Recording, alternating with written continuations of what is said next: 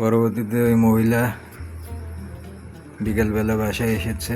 সকাল থেকে তো শুধু শুনলাম যে কোন দেশের কোন পররাষ্ট্রমন্ত্রীর সঙ্গে যেন তার বৈঠক আছে, কোথায় কোথায় কই কই যেন কয়টা ফ্লাইট আছে, কয়টা কনফারেন্স আছে, সেগুলো করতে করতে উনি এসেছে বিকেল 5টার পরে। ওই যে আমি যেটা বলেছিলাম, যেটা ভবিষ্যৎবাণী করে রেখেছিলাম, যেটা আমি আমার বাবাকে বলেছিলাম, সেটাই হয়েছে সত্যি। পরবর্তীতে উনি এসে রান্নাবান্না করে নিজেই খেয়ে নিল নিজের মতো কতক্ষণ, হাপুস হুপুস করে। এটা হচ্ছে চিরচিরায়ত চিত্র আমাদের, গত অনেক বছর ধরেই দেখে আসছি। বাইরে থেকে এসে মানুষ ফ্রেশ হয়, গোসল করে, আর উনি বাইরে থেকে এসে পাতিল নিয়ে বসে ঘরের ভিতর দরজা দিয়ে। আমরা ঈদের পর থেকে আজ পর্যন্ত 3-4 দিন হয়ে যায় নর্মাল ভাত মাছ খেতে পাচ্ছি না, নর্মাল খাবার খেতে পাচ্ছি না। কলা রুটি, মুড়ি, সিঙ্গারা খেয়ে আছি, আর উনি বাসায় ঢুকেই সর্বপ্রথম আগে নিজের থালা নিয়ে বসেছে। ওই যে যেটা বলেছিলাম, আমার বাবাকে যেই কথাটা বলেছিলাম, তার তো সহ্য হয়নি। পরবর্তীতে এটাই সত্যি হয়েছে। ওই যে দুপুরে সিঙ্গারা খেয়েছি, ওই সিঙ্গারা খেয়েই রাত 1টা পর্যন্ত থাকতে হবে। এই যে এখন 12টা বাজে, তারপরেও কোনো খবর নাই। কারণ কিভাবে হবে, আগে তো নিজেই বসে খেয়ে নিয়েছে বাসায় ঢুকেই। তো আগে নিজের পেট পূজা। যে মানুষ বছরে 365 দিনে 2টা রাত বাবার বাড়ি গিয়ে থাকতে পারে না সারা বছর, উনি শুধুমাত্র ঈদের সময়, ঈদের পরের দিন থেকে 4 দিনের জন্য সফরে যায়, 3-4 দিনের জন্য। তাছাড়া সারা বছর কখনো কোনো দিন দেখি না যে নিজের বাবা বাড়িতে গিয়ে বেড়ানো হয়েছে, অথবা বেড়ানোর মতো পরিবেশ ছিল, অথবা থাকার মতো পরিবেশ ছিল। নিজেদের কোনো কিছুই নাই, গিয়ে আরেকজনের বাড়িতে থাকতে হয়, আরেকজনের ঘরে উঠতে হয়।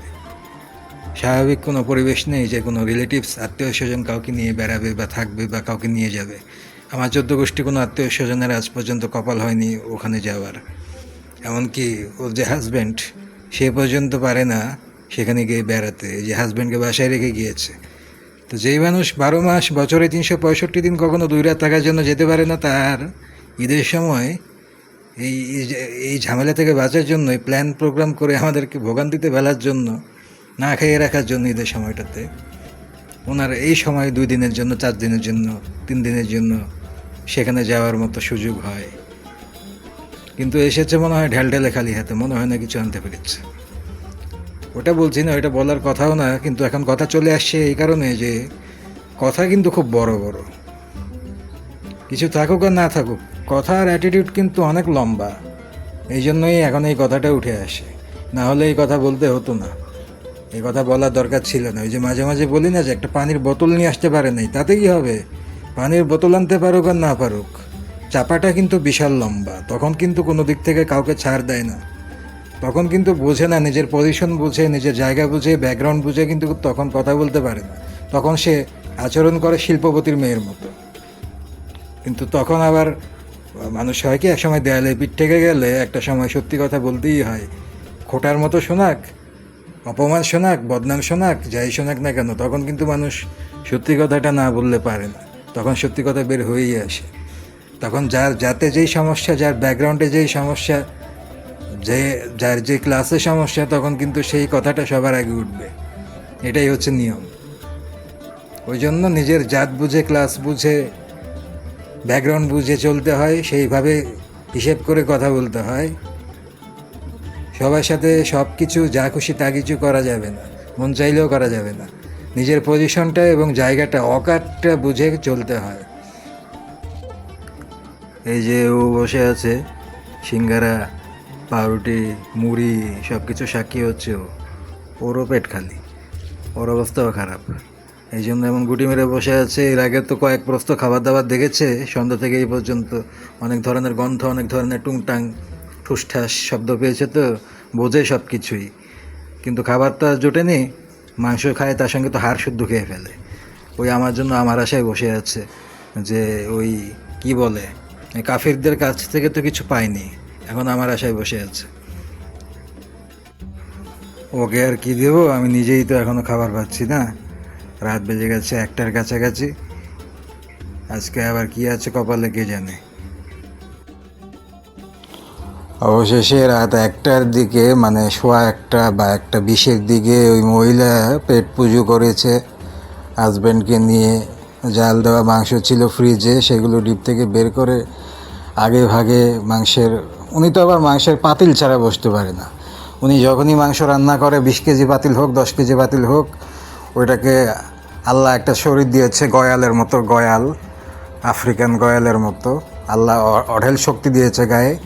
ওইটার পাতিল নিয়ে দৌড় দেয়। এই যে আমাদের জন্য এইটুকু মাংস রেখেছে, আমি এখান থেকে 3 পিস নিলাম, তেল হার মিক্স এতটুকু 3 পিস নিলাম, আর আমার বাবার জন্য ওই বাটিতে আবার একটু রাখলাম। আমাদের দুইজনকে এতটুকু দিয়েছে। রাত্রেবেলা এসে অনেক দয়া করে ফেলেছে। ঈদটা সম্পূর্ণ পার করলাম দোকানের কলা রুটি, সিঙ্গারা, মুড়ি, হোটেল বন্ধ এসব কিনে কিনে রাস্তা থেকে খেয়ে খেয়ে দোকানের মুদির দোকানের আইটেম খেয়ে সম্পূর্ণ ঈদ পার করলাম। ঈদের 4র্থ দিন রাত্রেবেলা 1টা বাজে 1:30 বাজে এসে হাজব্যান্ডের জন্য তো সব কিছু রেখেই গিয়েছে খাবার, হাজব্যান্ড নিজের মতো নিজে খেয়ে নিয়েছে। তারপরে ফ্রিজের মধ্যে যে জাল দেওয়া মাংস ছিল, বাবার বাড়ি থেকে তো ঢলঢলা খালি হাতে চলে এসেছে। ওই যে বললাম যে আজও পর্যন্ত একটা সুতা আনার ক্ষমতা হয়নি। এখন ঈদের মধ্যে এই যে 3 দিনের জন্য যে টেকনিকটা খাটালো, এই ট্রিক্সটা খাটালো, এই ট্রিক্সটা তার কাজে দিয়েছে। যে বাসায় থাকলে রান্নাবান্না করা লাগতো, মাংসের উপর দিয়ে চাপ যেত, এই চাপটা সে বাঁচিয়ে ফেললো, মাংস সেভ করলো, বাঁচালো। এখন সে প্রতিদিন এগুলো জাল দিয়ে নিজের মতো রান্না করে এভাবে সেভাবে খাবে। আর আমাদের থাকবে হচ্ছে ডিম ভাজি আর ভাত, আমাদের চিরচিরায়ত আইটেম, বাসি ডাল, টক ডাল, ডিম ভাজি আর ভাত। সম্পূর্ণ ঈদটা পার করলাম খেয়ে না খেয়ে। রাত্রেবেলা এসে নিজের হাতে নিজে খেয়ে নিজে পাতিল নিয়ে টানাটানি করলো। বাইরে থেকে এসে হাত মুখটা পর্যন্ত ধুয়ে অপেক্ষা করতে পারলো না, পাতিল নিয়ে দৌড় দিয়ে ঘরে চলে গেল। খাটের নিচে পাতিল রেখে পাতিল তুলে তুলে খাচ্ছে। আর আমাদের দুইজনকে 6 টুকরা 5 টুকরা মাংস দিয়ে জোর ভেজুর মিলিয়ে কোনো মতো চলে গেল। এখন এটা আমাদের রাত্রের খাবার, এটাই খাচ্ছি। ডালটা আমি আর নেইনি, কারণ পুরো বছর তো ডাল দিয়ে যাবে। এই জন্যই বলি যে আমাদের বাসায় কোরবানি দেওয়া মানে হচ্ছে একটা দুর্নীতি। এই যে এই ধরনের স্ক্যাম করবে, দুর্নীতি করবে। যে মাংসগুলো সেভ করলো, ঈদটাও টার্গেট ছিল যে ঈদের মধ্যে যে খাওয়া দাওয়ার চাপটা থাকে, মাংস টাংস রান্না করতে হয়, এই চাপটা থেকে বেঁচে গেল। এই চাপটা চলে গেল অন্য দিক থেকে। এখন আমাদেরকে ডিম ভাজি দিয়ে খাওয়া শেষ করে দিবে, কারণ ঈদের 5 দিন তো শেষ হয়ে গেছে। এখন আর কিসের মাংস, এখন তো আর মাংস টাংস না। ঈদের 5 দিন তো না খাইয়ে রেখেছে, বাইরে থেকে কিনে খেয়েছি কলা রুটি, হাবিজাবি এইসব। আর একটু খাসির তেল চর্বি দিয়ে গিয়েছিল হালকা, ওটা তো শেষ, শুরুতেই শেষ হয়ে গেছে। ওনার হাজব্যান্ডের জন্য তো আবার আলাদা রেখে গিয়েছে। হাজব্যান্ড যে গিয়ে শ্বশুরবাড়িতে বেড়াবে সেই কপাল তো আবার হাজব্যান্ডের নাই। এখন এই যে ঈদের মধ্যে যে 5 দিনের ধকল, এখান থেকে কমপক্ষে প্রায় 10 কেজি মাংস সেভ হয়েছে এই 5 দিনে। যদি রান্না করা লাগতো মিনিমাম 10 কেজি মাংস লাগতো। এখন যেটা হলো সেটা হচ্ছে শুধু ওই মহিলার হাজব্যান্ডকে দিয়ে গেছে, এবং পরবর্তীতে সেই মহিলা নিজে খাবে।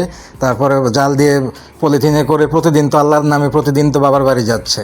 ভদ্র মেয়েরা, ভালো ঘরের মেয়েরা, সভ্য মেয়েরা বাবার বাড়িতে যায়, 7 দিন থাকে, বেড়ায়, হাজব্যান্ড নিয়ে যায়, শ্বশুরবাড়ির লোক নিয়ে যায়। তার তো সেই ধরনের ফ্যামিলি নাই। সে একা একা প্রতিদিন বাবার বাড়ির এলাকায় যেয়ে ঢু মারে, বিভিন্ন ছেলে ফেলে এদের সাথে ডেটিং মিটিং করে, বাবার বাড়িতে একবার ঢুকে ঢু মেরে চলে আসে। রাত্রে থাকার মুরুদ হয় না, ক্ষমতা হয় না, থাকার মতো পরিবেশ নাই, কাউকে নেওয়ার মতো পরিবেশ নাই।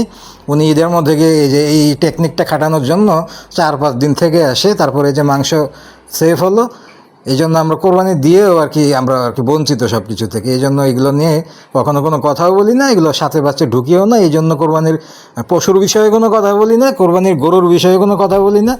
আমার বাবা আছে, সে এগুলো দাঁত চেপে সহ্য করতে পারে, এগুলো দেখে সেই কথা বলে। এখন এই যে ফ্রিজ বোঝাই মাংসগুলো আছে, এগুলো উনি ইচ্ছা মতো নিজের মতো নিজে রান্না করবে। এই যে ঈদের মধ্যে যে ধাক্কাটা যেত, যে 10টা কেজি মাংস যে রান্না করার লাগতো, আগে তো আমরা ঈদের প্রথম দিনই তো 20 কেজি মাংস রান্না করে ফেলতাম, প্রায় 10 থেকে 15 কেজি মাংস। এখন তো 1-1.5 কেজি মাংস রান্না করে নিজেদের মতো নিজেরা যা খুশি করে। এই যে এখন সে প্রতিদিন বাবার বাড়িতে যাবে, স্কুলে যাওয়ার নাম করে সকালবেলা বের হবে, ওই এলাকা দিয়ে ঘুরবে, আশেপাশেই এলাকা দিয়ে ঘুরে রাত্রেবেলা বাসায় আসবে 12টা বাজে। ওনার যখন মন চায় পাতিল ভরে জাল দিয়ে রান্না করে পলিথিনে ভরে বক্সে ভরে বাবার বাড়ি নিয়ে যাবে। বাবার বাড়ি গিয়ে খেয়ে দিয়ে পিকনিক করে আসবে। আমাদেরকে কী খাওয়াবে? আমাদেরকে খাওয়াবে ডিম ভাজি। এ তো দেখতেই পাবেন সবসময় যেগুলো দেখাই। তো এই নোংরামির মাঝখানে যে সবসময় যে বলি যে কোরবানি দিলেই কি না দিলেই কি, আমি তো ওই যে একদিন ছাগলকে খাওয়ানোর পরে তারপরে আমি সেটা ভিডিও করলাম যে ছাগলকে তো আমি খাওয়াই না, কী খাওয়াবো, আমার তো কোনো মুডই আসে না। মানে এই ফ্যামিলিতে জয়েন্টে থাকা মানে বাধ্য হয়ে এসব নোংরামি, ফিজিক্যাল অ্যাবিউজ, তারপরে বেহায়াপনা, অসভ্যতা সহ্য করা। Good morning. সকালে নাস্তা শেষ করলাম, 12টা বাজছে, 12টা বাজে নাস্তা করলাম শুকনা রুটি আর ডিম দিয়ে। নোংরা মহিলা আজকে চলে এসেছে বাসায়। বলতে গেলে সম্পূর্ণ ঈদ পার করলাম শুধুমাত্র হোটেলের কলা রুটি, তারপর সিঙ্গারা, সমোচা এসব খেয়ে খেয়ে, বাইরে থেকে খাবার খেয়ে খেয়ে কিনে কিনে সম্পূর্ণ ঈদের 5 দিন পূর্ণ হলো বলতে গেলে। আর ওই বাজে মহিলা তো স্পেশালি টার্গেট করেই চলে গেছে। ওনার তো আবার 12 মাস জায়গা হয় না, ঠিক আছে, কিন্তু ঈদের 4-5 দিন ওনাকে যাওয়া লাগে। ঈদের 4-5 দিন যদি উনি বাবার বাড়িতে না যায়, তাহলে না থাকে, তাহলে এই পলিটিক্স কীভাবে করবে? বাসায় থাকলে মাংস রান্না করা লাগতো, আমাদেরকে মাংস দেওয়া লাগতো। এখন মাংসগুলো লাগছে না, এগুলোকে পাচার করা যাচ্ছে, লুটপাট করা যাচ্ছে, দুর্নীতি করা যাচ্ছে। এই জন্যই বলি যে আমাদের বাসায় কোরবানি দেওয়া না দেওয়া প্রতি বছর এই একই চিত্র, একই রকম।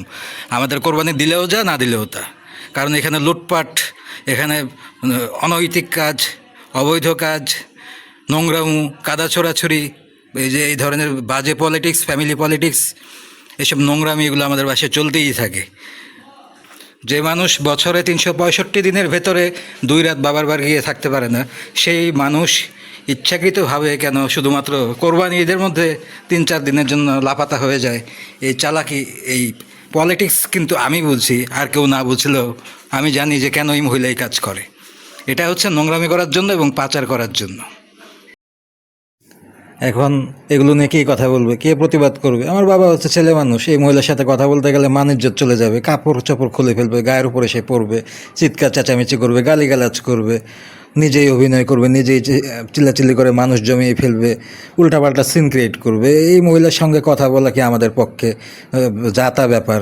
আমাদের পক্ষে সম্ভব নাকি? আমরা ছেলে মানুষ, খাই না খাই কোনো সমস্যা নেই, কিন্তু এই নোংরা মহিলার সাথে ভাস করে বিপদে পড়বো নাকি?